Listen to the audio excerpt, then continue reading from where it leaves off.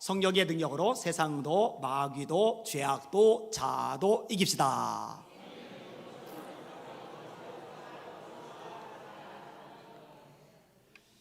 성경을 보면요, 주님을 위해서 헌신하고 대가를 지불했을 때 이게 헛되지를 않아요.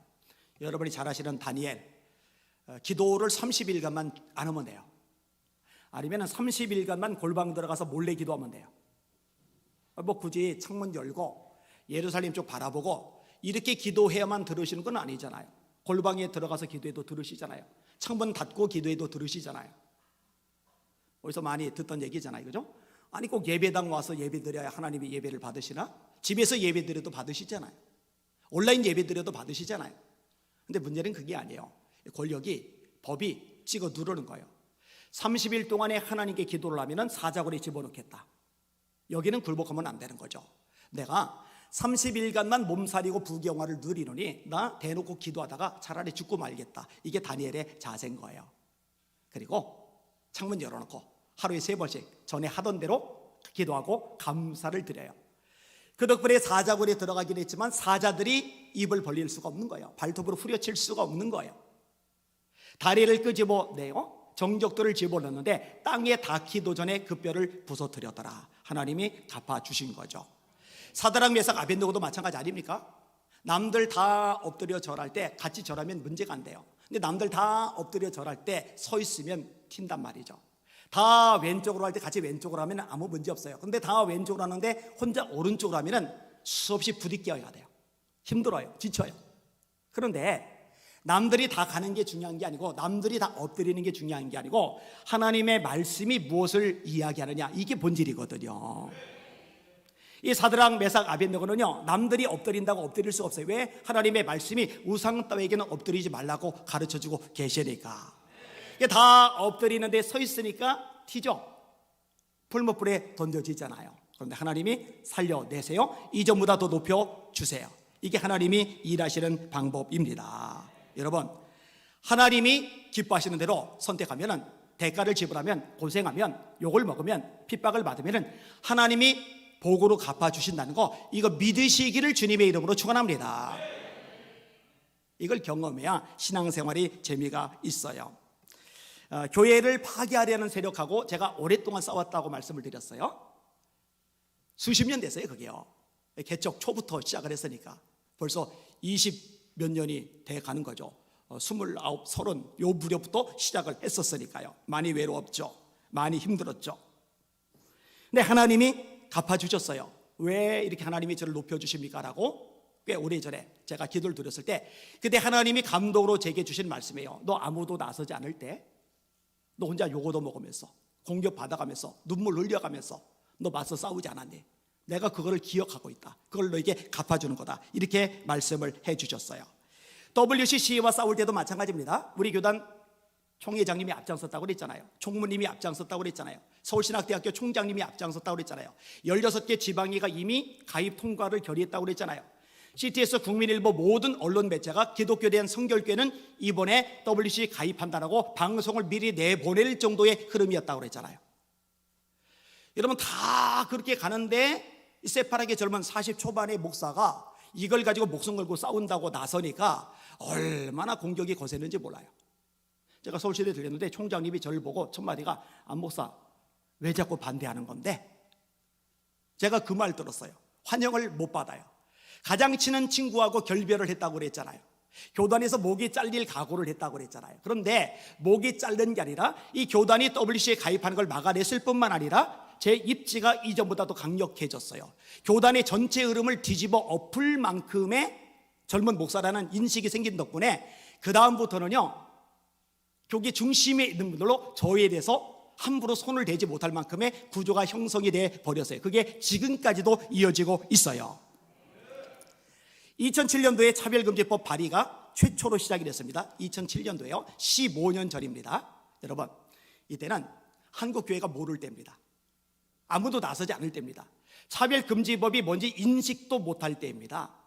여러분, 이때요, 에스더 기도운동본부의 이용규 교수님, 그 다음에 이렇게 몇 사람을 중심으로 만들어진 시민단체가 있어요. 그게 밝은 인터넷입니다.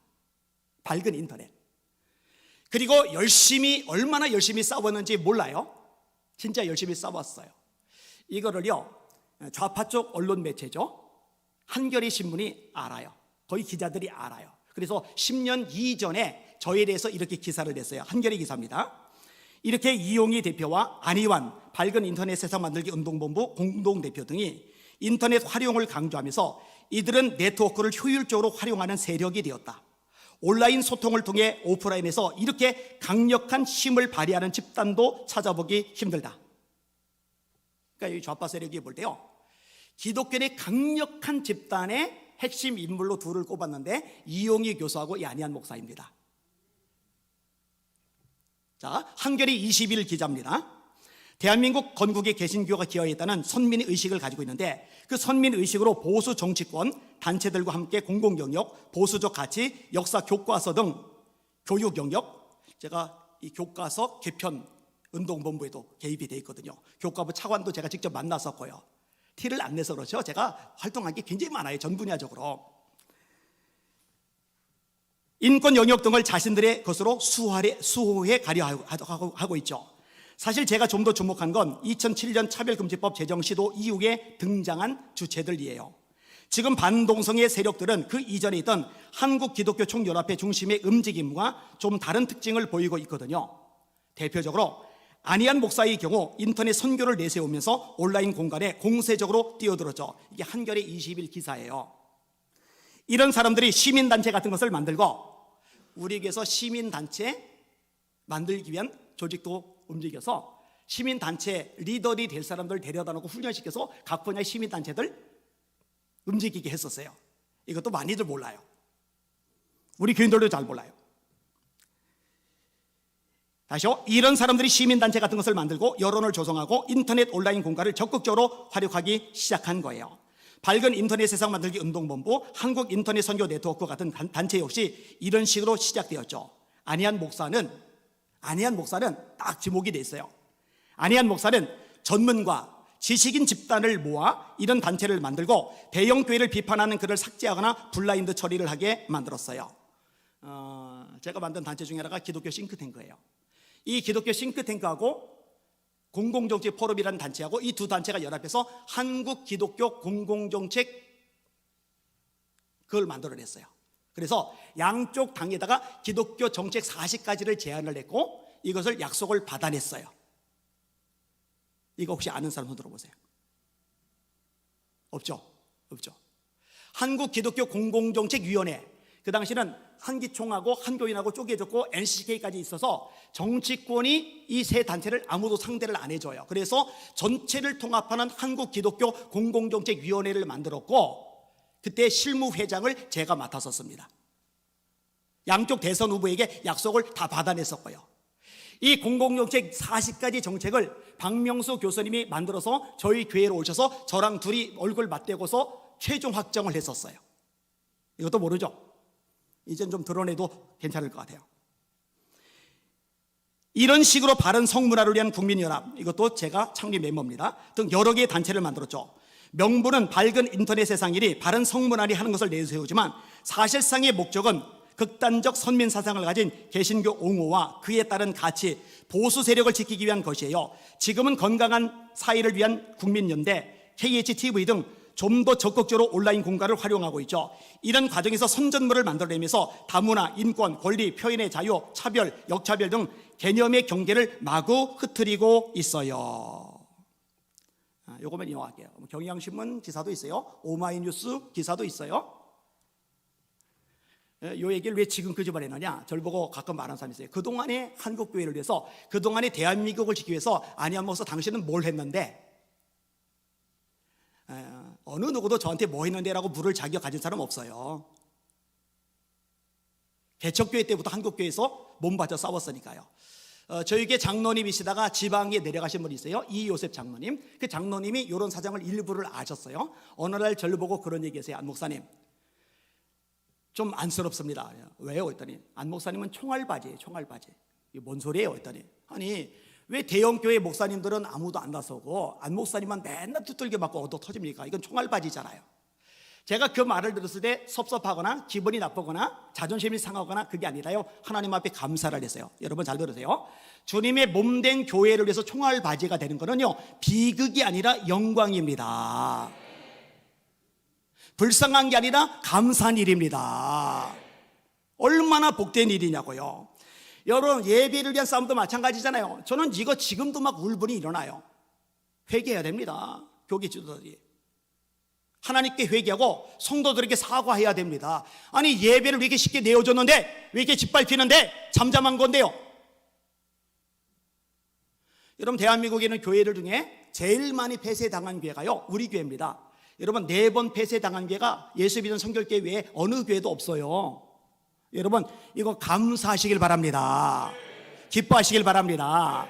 예수님이 팔복 중에 8번째 말씀하셨어요. 의를 위하여 박해를 받은 자는 복이 있나니 천국이 그들의 것이니라. 나를 인하여 너희를 욕하고 핍박하고 모든 거짓으로 너희를 거슬려 온갖 악한 말을 할 때는 기뻐하고 즐거워하라. 하늘에서 너희 상이 큼이라. 너희 전에 있던 선지자들도 이같이 박해하였느니라. 하나님이 다 갚아주셨죠. 지금 전광원 목사님하고 충돌이 벌어지고 있어요. 이 부분을 제가 설교 시간에 구체적으로 한 적이 한 번도 없어요. 전광원 목사님이 설교 시간마다 안희환하고 쌍욕을 퍼붓는데, 저는 예배 시간은 조심하고 또 조심하고 하니까, 그런데 이거 말씀에 비춰서 제대로 한 번은 가르칠 필요가 있다고 판단이 들었어요. 여러분, 제가 처음에 약간의 충돌이 벌어졌던 것은 시마버 목사님을 짓밟을 때입니다. 이건 아니다 싶어서 시마버 목사님을 커버하다가 공격을 받았어요. 그 다음에 2번째로 충돌된 케이스는 이동욱 회장님을 짓밟을 때입니다. 이건 안 되겠다 판단 들어서 나섰다가 충돌이 되었어요. 그런데요, 3번째는 뭐냐, 33인 나라사랑 목회자 모임, 이거 만들었다고 난리가 발생을 한 거예요. 자, 요게 출발이었는데요, 이 충돌이 발생하면서 이전에 모르던 것들을 점점점 많이 접하게 되면서 제가 충격을 받았어요.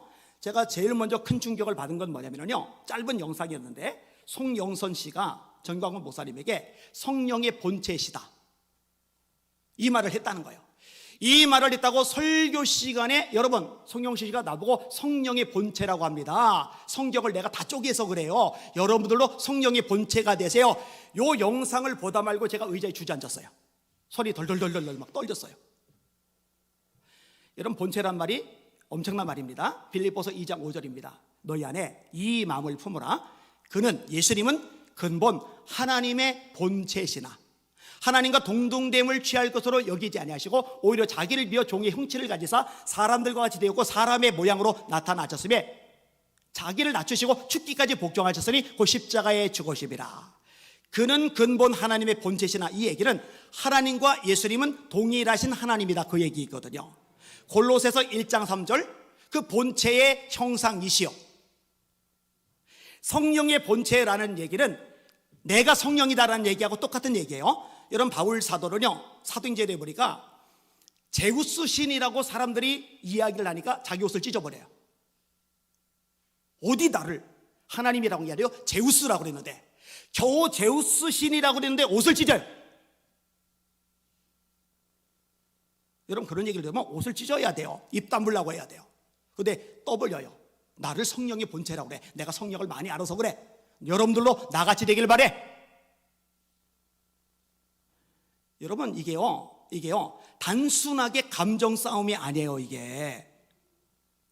자, 2번째, 영상인데 계속 들어오는 거예요. 선교 카드 1000만 장 만들어야 된대요. 이거 만들면 뭐 할 거느냐, 20조에 팔아먹을 거래요. 영상 제가 다 가지고 있어요. 그리고 뭐라고 이러냐, 이 선교 카드를 만들지 않는 사람은 생명책에서 지워버릴 거야. 여러분, 예수님이 이 부분을 중요시 여기셨어요. 귀신들이 너에게 항복하는 것으로 기뻐하지 말고 너희 이름이 하늘에 기록된 것으로 기뻐하라. 우리 이름이 하늘에 기록된 것은 거룩하신 예수님의 존귀하신 피 때문입니다. 나를 위해서 고난, 천대, 멸시에 저런 죽임을 당하셨어요. 침뱉음을 당하셨어요. 매를 맞으셨어요. 뺨을 맞으셨어요. 가시면리가 쓰셨어요. 차기에 찔리셨어요. 손과 발에 못 박히셨어요. 이 피 지금 위에 우리 이름이 생명책에 기록된 건데, 감히 어느 누가 감히 생명책에서 지워버릴 거야. 자기가 뭔데? 죄송해요, 지가 뭔데? 이 천하의 무식한, 이 천하의 간이 배 밖에 나온 소리를 어떻게 예배 시간에 내뱉을 수가 있단 말이에요.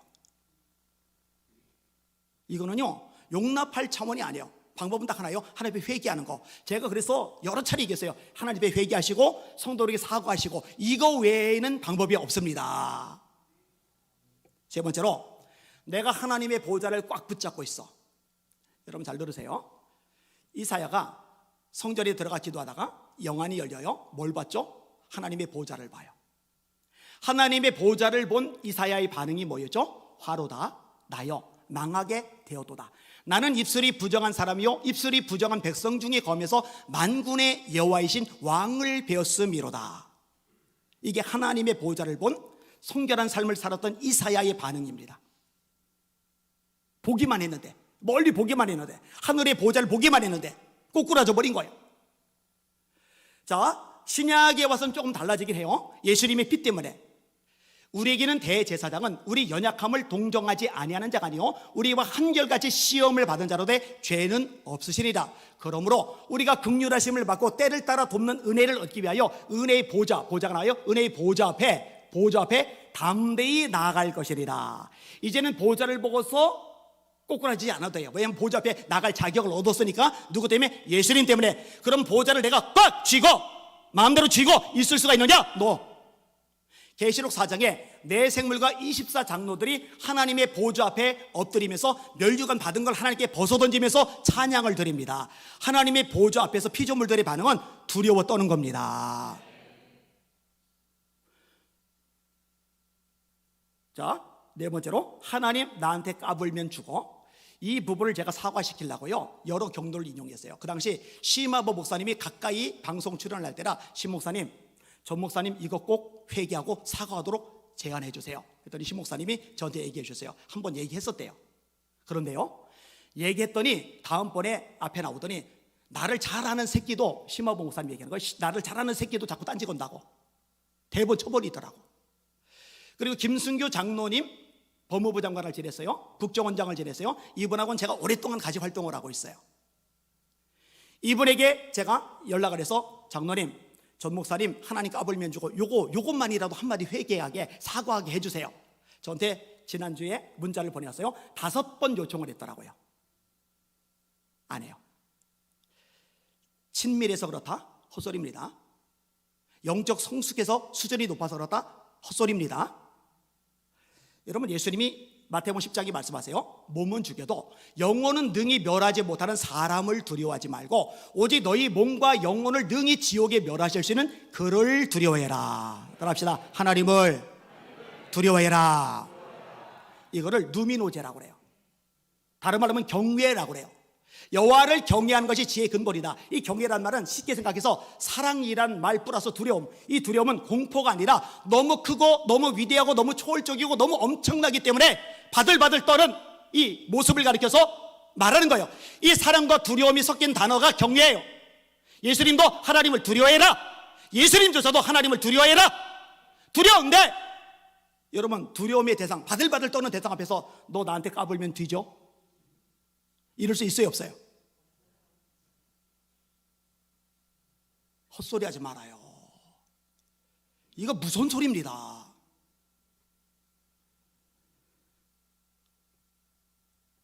다섯 번째로, 지정의를 전광훈 앞에 굴복시켜라. 영상 제가 가지고 있다니까요.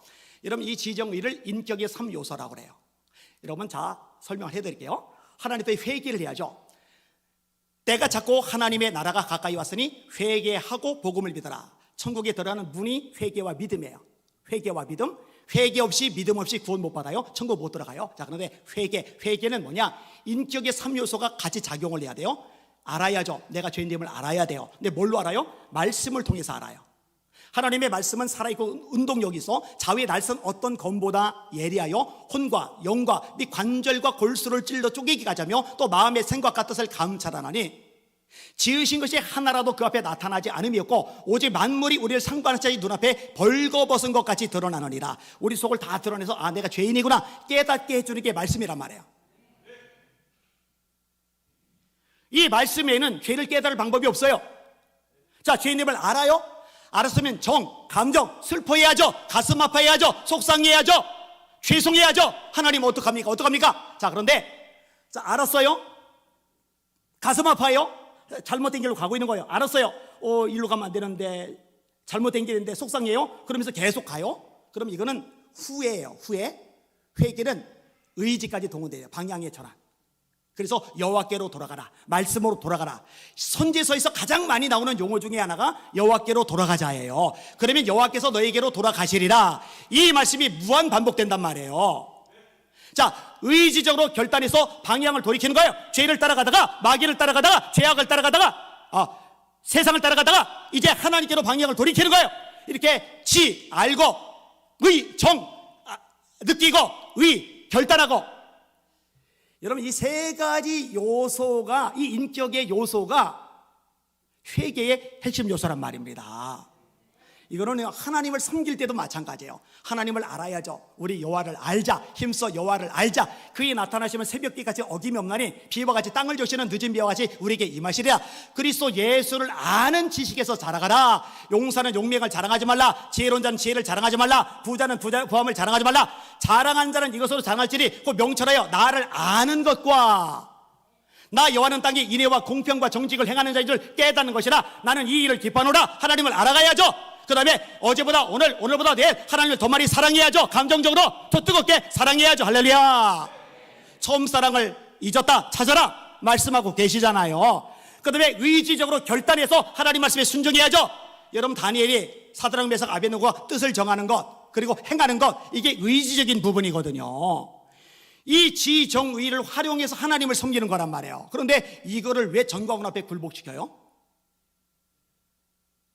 그러니까 무서운 말이 나온 거예요. 이거 몇 개야? 하나요. 두 개야, 두 개. 내가 두 개라면 이거 두 개야. 지정의가 굴복됐으니까 이게 나오는 거예요. 이게 미친 소리입니다. 정신 나간 소리입니다. 이건 하나입니다. 이건 두 개입니다. 이건 세 개입니다. 진짜 무서운 게 뭔지 아세요? 다음번 요소인데, 말씀에서 어긋나도 전광훈 멘토의 말을 들어라. 너희들이 성경을 뭘 알아? 너희들이 성경을 알아? 성경은 내가 알아. 그러니까 성경에서 어긋난 것 같은 말을 내가 하더라도 너희들은 내 말을 들어. 내 말대로 해. 궁금한 분 오세요. 제가 그분 입으로 나온 영상 다 보여드릴게요. 여러분, 제가 오래전부터 수없이 설교하던 내용하고 정반대입니다. 여러분의 담임 목사를 사랑해주고 아껴줘서 고마운데, 제가 말씀에서 어긋난 얘기를 하거든요. 여러분 귀를 틀어막으세요. 제가 말씀에서 어긋난 것을 반복해서 계속 지속하거든요. 둘 중에 하나 택하세요. 나를 쫓아내든지 여러분이 나가든지. 여러분, 여러분들의 기준은 아니와니가 아니고 하나님의 말씀입니다. 그리스도인들의 기준은 어느 누구도 아니고 하나님의 말씀뿐이라는 거 잊지 마시기를 주님의 이름으로 축원합니다. 이런데 어떻게 안 싸워요? 이런데 어떻게 중단해요? 이런데 어떻게 뒷짐져요? 이런데 어떻게 못 본 척 하냐고요?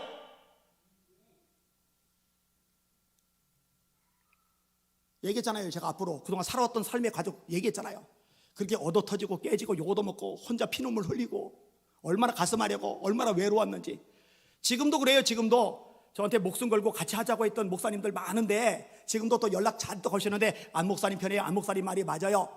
그저께도 연락 왔어요. 큰 단체 대표인데 그러면 그 대표에서 성명서 한번 해주세요. 그랬더니 성명서 쓰긴 썼는데 다른 목사님들이 반대를 해요. 왜 반대하는데요?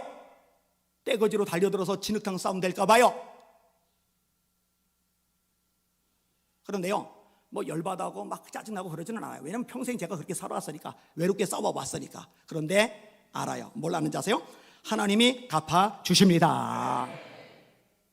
자, 난 선지자야. 선지자 말 들어. 이 새빨간 거짓말. 여러분, 제가 여러분들 암기시켰잖아요. 선지자의 말 중에 틀린 거 하나라도 있어요? 스가랴 9장 9절, 예수님이 나귀 타고 예루살렘에 입성할 거 예언되어 있는데 나귀 타고 들어오셨죠? 이사야 11장 1절, 예수님이 다윗의 후손에서 오기로 예언되어 있는데 진짜 다윗의 자손 예수요, 다윗의 후손으로 오셨죠? 미가서 5장 2절, 예수님이 베들레헴에서 출산할 것이 예언되어 있는데 실제로 다른 도시에 계시던 예수님의 어머니가 황제의 명령 때문에 할 수 없이 베들레헴 가서 출산하잖아요. 이사야 53장 4절 5절 6절 나를 위해서 고난당하시고 죽임당하시고 이게 죄사함을 위한 거라는 거 예언된 그대로 되잖아요. 선지자의 메시지 중에 틀린 게 하나라도 있으면 찾아보세요. 단 하나라도. 틀리면 안 돼요. 왜? 하나님의 말씀이니까. 그러면 전광훈 목사님이 선지자다 그러면은 맞은 걸 찾아보세요. 문재인을 임기 내에 끌어내리지 못하면은 대한민국은 지구촌에서 완전히 사라질 것이다. 맞아요, 안 틀려요? 맞아요, 틀려요? 여러분, 선지자들이 사람들에게 속아요, 안 속아요? 사무엘이 엘리야에게 속을 뻔했어요. 그런데 하나님이 가르쳐 주세요. 나 그를 버렸어. 그리고 다윗에게 안수하게 하세요. 에스겔 앞에 장로들이 모이는데 하나님의 말씀을 듣는 것처럼 공손하게 모였어요. 근데 하나님이 그들 내 말을 들으려는 것처럼 모였지만 그들 아니야. 근데 이 양반은 맨날 속아요. 황교안에게 속았대요. 김문수에게 속았대요. 박근혜에게 속았대요. 여러분, 뭔 선지자가 맨날 속아요? 그리고 세례요한은 진짜 선지자인데 선지자가 아니라고 그러고, 전광 목사님은 선지자가 아닌데 선지자라고 그러고 말하고. 제가요, 이런 얘기는 지금만 꺼내는 게 아니에요. 작년부터 끄집어내던 거예요. 감히 그러면 안 돼요. 감히 그러면 안 돼요. 절대로 있을 수 없는 일입니다. 마지막, 기독청 짓는다. 이조가 미국에서 들어왔다. 거짓말. 국민혁명당 당원 300만 명이다. 거짓말. 제가 공개 제안했잖아요. 진짜 들었으면 통장 가서 보여줘라. 혁명당한 기록 나한테 보여줘라. 내가 입 다문다. 내가 더 이상 안 싸운다. 조나단 목사님 맨날 방송하면서 아니야 목사 입 좀 다물어 제발 그만 좀 해. 여기 우리 교회 데모까지 하러 왔죠. 간이 배밖에 나왔어요. 세상에 하나님이 교회 수요 예배 직전 2시간 전에 와서 데모에 마이크 들고 소리 질러요. 전도 다 막으려고 작정한 거예요. 그 플래카드 현수막이 뭐예요? 안희안 목사 그만! 제가 얘기했잖아요. 통장 공개하라. 나 입 다물겠다. 그만하겠다. 혁명당 당원 가입한 거 내놔라. 입 다물겠다. 그만하겠다. 그럼 보여주면 깔끔하게 끝나요. 거짓말. 대한민국이 곧 망하는데 4조짜리 건물을 언제 짓고 있어요? 본인이 대한민국 곧 망한다고 그랬잖아요. 예수님 재림하시는데 4조짜리 건물을 왜 짓고 있어요? 여러분, 지금 우리나라에서 제일 비싸게 지어진 교회가 사랑의 교회죠. 3천억. 기독청은 4조.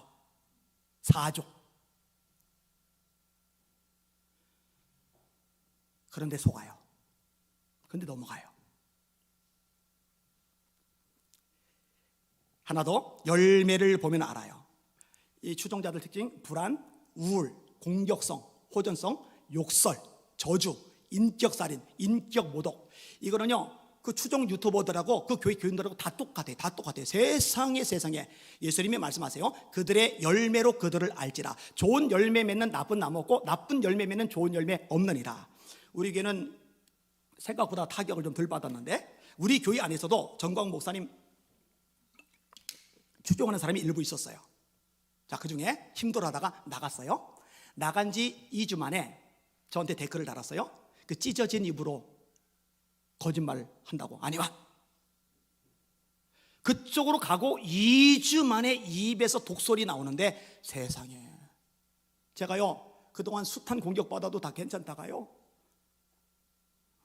우리 교회에 있다가 나간 지 2주 만에 그렇게 하는 거 보고 막 많이 아파가지고 저 영혼 또 망가졌네. 그새 망가졌네.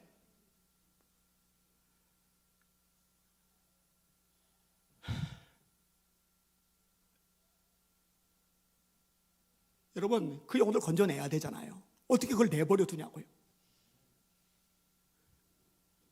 순식간에 망가지더라고요. 제가 신천지에 관련해서 이것도 많이 움직였어요. 프레스센터에서 기자회견에서 신천지가 얼마나 악독하게 교묘하게 활동했는지 이거를 공식적으로 발표해서 기사로 다 나왔었거든요.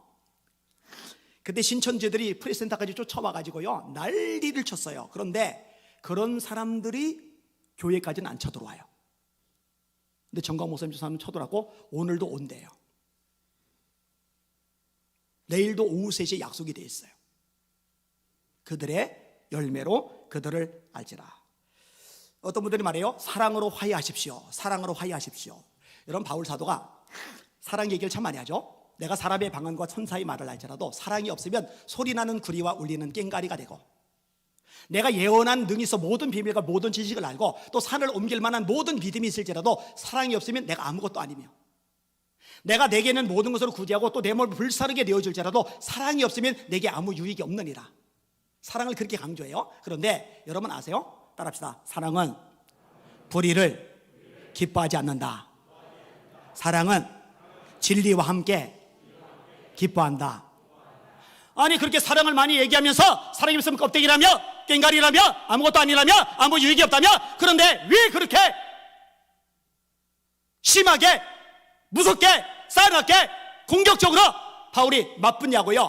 우리나 혹 하늘에서 내려온 천사랄지라도 우리가 너에게 전한 복음 위에 다른 복음을 전하면 저주를 받을지어다. 여러분, 복음이 뭐예요? 말씀이 복음이잖아요. 너희가 거듭난 것이 썩어질 씨로 된 것이 아니요 썩지 아니할 씨로 된 것이니 하나님의 살아있고 항상 있는 말씀으로 된 것이니라. 그러므로 모든 육체는 풀과 같고 그 모든 영광은 풀의 꽃과 같으니 풀은 마르고 꽃은 시드나 주의 말씀은 세세토록 있도다 하셨으니 내가 너에게 전한 복음이 곧 이 말씀이라. 말씀에서 어긋난 것 다른 복음을 전하면 이거는 못 견뎌 저주받을지어다. 잘 들으세요. 우리는 전광훈 들으면 안 됩니다. 주님 말씀만 들어야 됩니다. 사람 말 들으면 안 됩니다. 하나님 말씀만 들어야 됩니다. 할렐루야. 아니한도 마찬가지예요. 제 말 들을 게 아니라 말씀 들으셔야 된다고요. 제가 하나님의 말씀을 있는 그대로 전할 때만 저는 하나님의 종인 거예요. 이 기본 중에 기본, 기초 중에 기초를 몰라가지고 속으면 안 돼요. 여러분, 에스겔 3장 이번 주간에 하나님께서 감동으로 주셨는데 들어보세요. 가령 내가 악인에게 말하기를 너는 꼭 죽으리라 할 때에 네가 깨우치지 아니하거나 말로 악인에게 일러서 그의 악한 길을 떠나 생명을 구원하게 하지 않으면 그 악인은 그의 죄악 중에서 죽으려니와 내가 그의 핏값을 네 손에서 찾을 것이고, 네가 악인을 깨우치되 그가 그의 악한 마음과 악한 행에서 돌이키지 않으면 그는 그의 죄악 중에서 죽으려니와 너는 네 생명을 보존하리라. 악이에요. 말씀에서 어긋났어요. 죄를 짓고 있어요. 그런데 이거를 알고도 내버려둬서 심판받으면 그 핏값을 하나님이 저에게서 찾으시는 거예요. 저는 이것도 드려요. 한국의 목사님들 이거 책임지셔야 될 겁니다. 이거 책임 물으실 겁니다. 하나님이. 목사님들이 안 일어나니까요, 평신도 성도를 일으켰더라고요. 권중근 형제라고 그리스도인의 십자가를 지키라는 유튜버를 운영을 하는데 상당히 예리하게 성경적으로 설명을 잘해서 제가 이제 즐겨보던 채널인데, 최근에 이 전광훈 사태에 관련해서 성명서를 발표한다고 그러면서 이 후보자들 모집을 했어요. 그런데 성도들이 300명이 모아졌어요. 제가 아내한테 이 내용을 들려주는데 아내가 듣다 말고 막 울기 시작을 해요. 근데 이 울음이 그치는 게 아니라요, 이 주체를 못해가지고요, 막 어쩔 줄 몰라요. 어쩔 줄.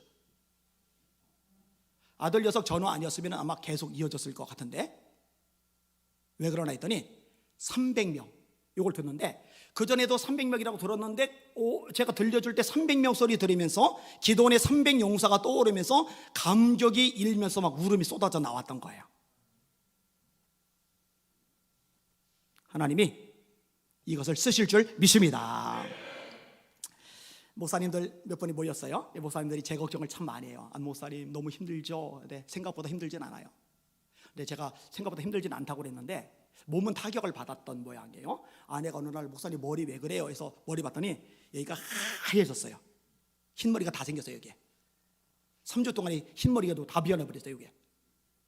그러니까 마음은 괜찮다고 했는데 이 몸이 타격을 받았던 모양이에요. 그러니까 우리 성도들이 기도를 해준다고 또 이렇게 셀 리더들 모임방에 정인숙 권사님이 또 올리셨더라고요. 제가 참 고마운 마음이 들었어요. 저는 목사님 모여서 그 얘기를 들을 때 제가 그런 얘기를 끄집어냈어요. 그런데요, 제가 지금까지 겪어보니까 주님을 위해서 말씀을 위해서 고생하고 공격받고 욕을 얻어먹으면 하나님이 좋은 걸로 엄청나게 갚아주시던데 이번에도 그런 기대감이 있습니다. 그리고 실제로 제가 그런 기대감이 있어요. 그런데 하나가 벌써 딱 주어졌어요. 우리 작은 아들이 이번에 이제 대학 원서를 넣었어요. 근데 휘튼 대학이 합격했다고 연락을 해온 거예요. 좋은 학교죠. 잘됐다.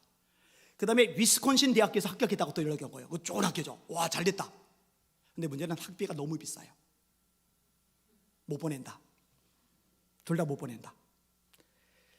효원이 보고 너 기도해라. 기도해서 하나님께 돈 달라고 그래라. 하나님 주신다. 뭐 우리 교회에서 애들 학비 지원해 주는 것도 아니고 저희 두 아들 학비로 1년에 100만 원씩 200만 원 책정되어 있거든요. 그러니까 한 학기에 50만 원씩. 그런데 이 외국 유학은요, 이게 천문학적인 돈이거든요. 그랬더니 아내가 금식 기도를 들어갔고 효원이는 새벽 기도를 했어요. 그리고 나서 연락이 왔어요. 세인트루이스 대학, 여기도 좋은 학교죠. 여기서 합격했대요. 그리고 여기 합격한 것만이 아니라 기가 막힌 소식이 왔어요. 학교 교장 선생님이 보내신 메시지입니다. 기쁜 소식 전해드립니다. 페스턴 12학년 안효원, 민의기, 윤승환, 이혜나, 한동영 학생이 미국 사립 명문 세인트루이스 대학에 4년 전액 장학생으로 합격했습니다.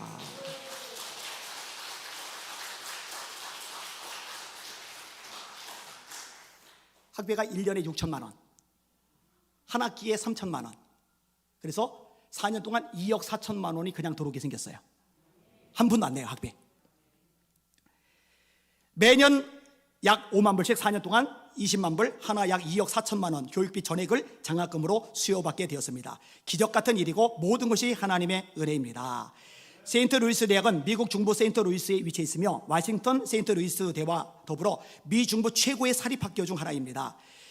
이번 전액 장학금 혜택은 이게 어떻게 된 거냐? 특별히 GS그룹, GS칼텍스 알죠? GS그룹 명예회장 허창수 회장이 큰 돈을 학교에 기부하면서 만들어진 장학재단의 장학금입니다. 허창수 회장은 고려대를 졸업하고 세인트루이스 대학에서 경영학 석사과정을 수학하였습니다. 허 회장은 본인의 모교에서 공부하는 학생들을 위해 장학재단을 만들어 아이들의 꿈에 투자하며 인재 양성에 힘쓰고 있습니다. 그래서 입학하면은 일단 12,000달러, 그 다음에 성적이 좋으면 25,000달러, 그래서 1년에 5만 달러. 우리 효원이는 성적이 좋아서 5만 달러, 그래서 2억 4천만 원을 전액 받게 된 거예요. 할렐루야.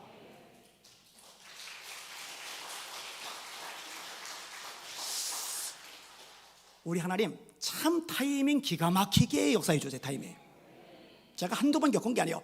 제가 여러분 앞에 맨날 앞에서 큰 소리 빵빵 치잖아요. 목소리 작지도 않은데 빵빵 큰 소리 치는 이유가 뭐냐? 확실히 있으니까. 확실히 왜 있느냐? 지음이 있으니까. 말씀대로 하면 하나님이 갚아주신다. 기적을 주신다. 역사가 일어난다. 하나님의 영광을 보게 된다. 겪으니까. 우리 교회 바로 요 옆에 GS 편의점이 하나 생겼더라고요. GS 회장님, 허 회장님이 장학금을 하잖아요. 그래서 제가 그 집 많이 이용해 주기로 했어요. 정리하겠습니다.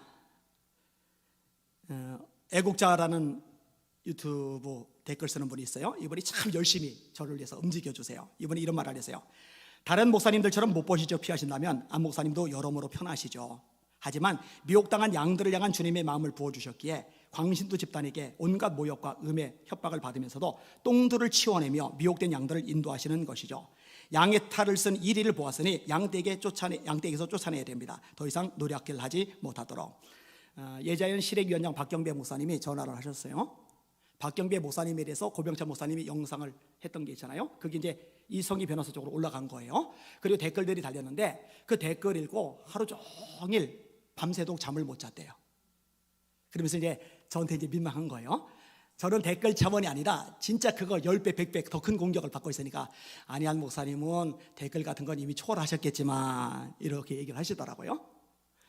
고병찬 목사님한테도 이렇게 막 공격이 달리는데 노승현 기자가 저한테 얘기해 줬어요. 본인한테 전화해서 우시더래요.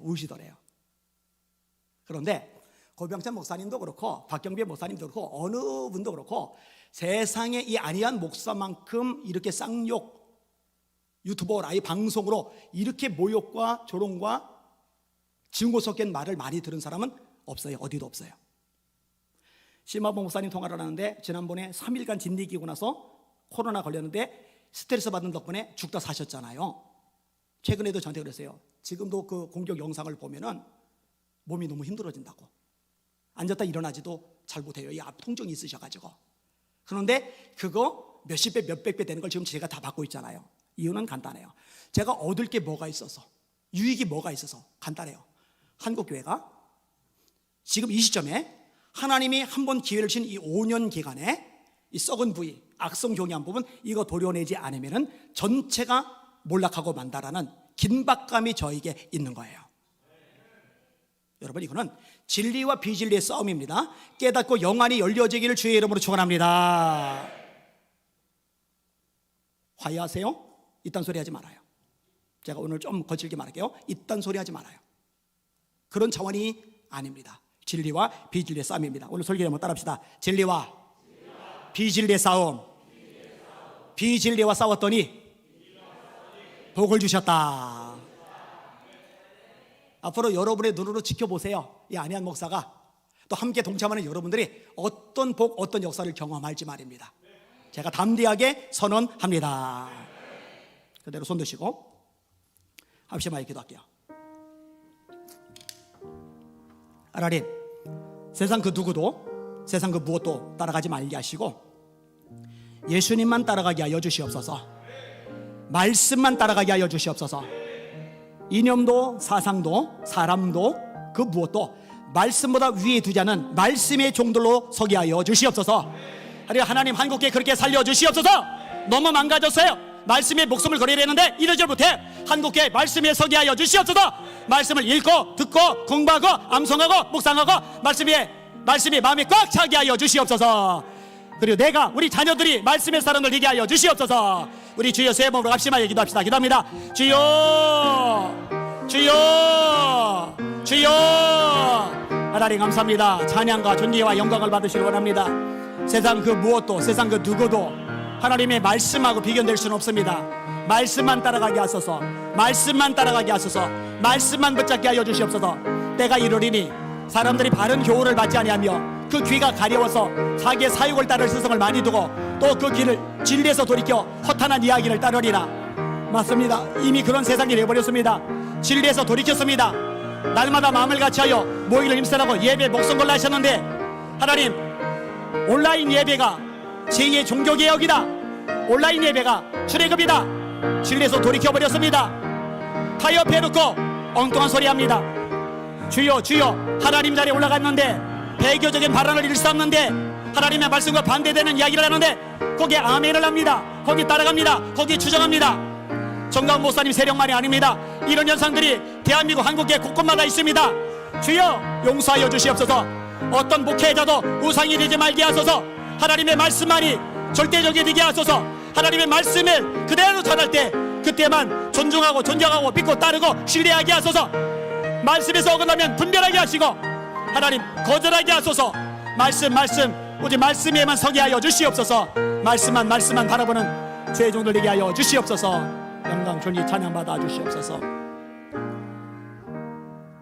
하나님, 우리가 말씀 위에만 서기로 결단할 수 있도록 은혜 주셔서 정말 감사합니다. 이것이 큰 축복이라는 거 잊지 말게 하시고 어제보다 오늘, 오늘보다 내일 점점 더 말씀의 사람으로 변화되는 저희들 되도록 은혜 베풀어 주시옵소서. 예수님 이름으로 간절히 기도합니다. 아멘.